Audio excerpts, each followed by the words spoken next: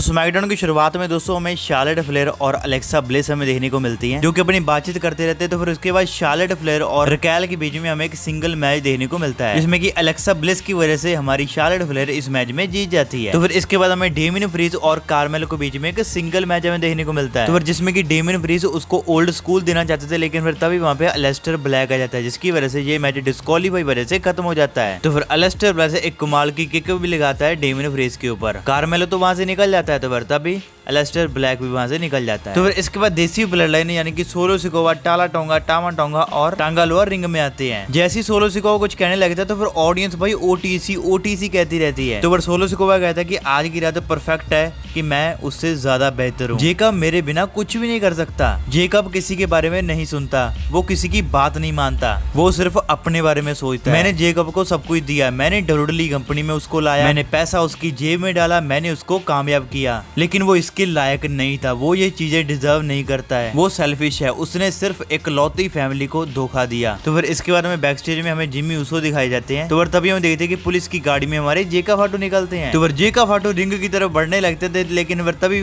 पीछे से जिम्मी ऊसो आ जाते हैं, जो कि सोलो सिकोवा की टीम के ऊपर अटैक करने लग जाते हैं। तो फिर कभी जिम्मी ऊसो सुपर किक देता है, कभी जेका फाटू सुपर किक देता है, यानी कि भाई इन दो बंदों ने पूरी की पूरी देसी ब्लड लाइन की धज्जियां उड़ा दी। तो फिर इसके बाद रॉ के जनरल मैनेजर एडम आ जाते हैं, जो कि भाई सोलो सिकोवा और जेका फाटू का समर स्लैम के लिए मैच स्टील केजी के लिए कंफर्म कर देते हैं। और फिर एडम भाई सिक्योरिटी गार्ड को भेजते हैं, तो फिर सोलो सिकोवा को वो हथकड़ी बांध के वहां से लेके जाते हैं। तो इसके बाद स्टेफनी और अल्बा के बीच में हमें एक सिंगल मैच हमें देखने को मिलता है, जो कि काफी छोटा सा मैच था। स्टेफनी बहुत आसानी से इस मैच में जीत लेती है। तो फिर वो चेल्सी ग्रीन वाली आंटी आ जाती है, तो फिर स्टेफनी के ऊपर अटैक करने लग जाती है, लेकिन फिर स्टेफनी कैसे ना कैसे करके उस आंटी को बाहर निकाल देती है रिंग से। तो फिर इसके बाद हमें एक फैटल 4-वे टैग टीम मैच हमें देखने को मिलता है नंबर 1 कंटेंडर के लिए, जो कि सच में काफी कमाल का मैच था, जिसमें कि लास्ट में भाई हमारे अंड्राडे और रे फिनिक्स इस मैच में जीत लेते हैं। तो फिर आपको अगले हफ्ते अंड्राडे, रे फिनिक्स वर्सेस व्हाइट सिक्स के बीच में एक टैग टीम चैंपियनशिप के लिए आपको मैच आपको देखने को मिलेगा। तो फिर इसके बाद रॉ के जनरल मैनेजर आते हैं और भाई कोडी रोड्स को इनवाइट करते हैं। कोडी रोड्स आते ही रिंग से पहले भाई सबसे पहले वो कॉन्ट्रैक्ट साइन करते हैं। फिर वो कहते हैं कि हम किसके बारे में बात करने वाले हैं, कि धन्यवाद आप लोगों ने मुझे इतना प्यार दिया,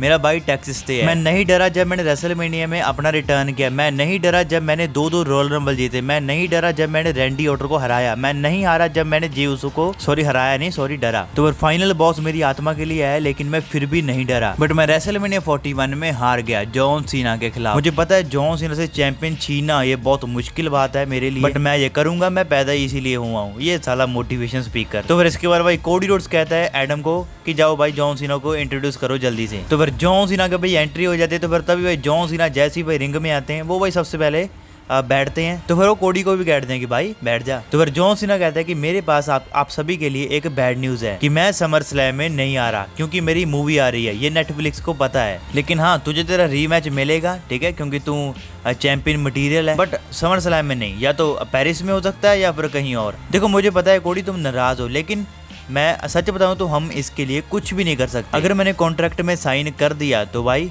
मुझे समर स्लैम में होना पड़ेगा। ये एक बहुत मुश्किल डिसीजन है, लेकिन यही बेस्ट डिसीजन है इस बिजनेस के लिए। तुम्हें पता है मेरा यहाँ पर रहना कितना मुश्किल हो चुका था, क्योंकि मैं फिजिकली और इमोशनली अच्छा नहीं हूँ। ये फेयरवेल टूर है और यहाँ मैं आज आपको आतिशबाजी में आपको दिखाना चाहता था, मैं तुम्हें आज एक यादगार रात देना चाहता था। तो फिर कोडी रोड्स जॉन सीना को साइन करने के लिए कहता है। तो फिर तभी जॉन सीना कहता है थैंक यू सो मच कि आपने मुझे समझा। तो फिर जॉन सीना भाई कॉन्ट्रैक्ट को साइड करते हुए कोडी रोड्स को कहते हैं कि भाई तुझे रीमैच मिलेगा। तो फिर जॉन सीना भाई वहां से निकल जाता है। तो फिर तभी कोडी रोड्स पीछे से आता है और जॉन सीना के ऊपर अटैक कर देता है। तो फिर जॉन सीना भाई कोडी रोड्स को स्टील स्टेप पे मार देते हैं। फिर उसके बाद जॉन सीना अपना टाइटल लेते हैं और फिर कोडी रोड्स के ऊपर मारने ही लगते हैं, लेकिन भाई कोडी रोड्स बच के टाइटल लेके भाई जॉन सीना के ऊपर मारता है। तो फिर कोडी रोड्स भाई जॉन सीना को टेबल पे लिटा देते हैं। तो फिर उसके बाद कोडी रोड्स एक कमाल का यानी कि जंप लगाते हैं टॉप रोप से ऊपर जाके। तो फिर इसके बाद जॉन सीना के हाथ में पेन दे के भाई फाइनली कॉन्ट्रैक्ट साइन करवा देते हैं। तो फिर कोडी रोड्स माइक पे कहते हैं कि ये मैच समर स्लैम के लिए कंफर्म हो चुका और ये मैच एक स्ट्रीट फाइट होगी। तो दोस्तों इसके बाद दोस्तों आज की स्मैकडाउन खत्म हो चुकी है और भाई मैं आपको अगली वीडियो में मैं आपको डिटेल में बताने वाला हूँ, ठीक है। चैनल को सब्सक्राइब कर लो अभी के भी।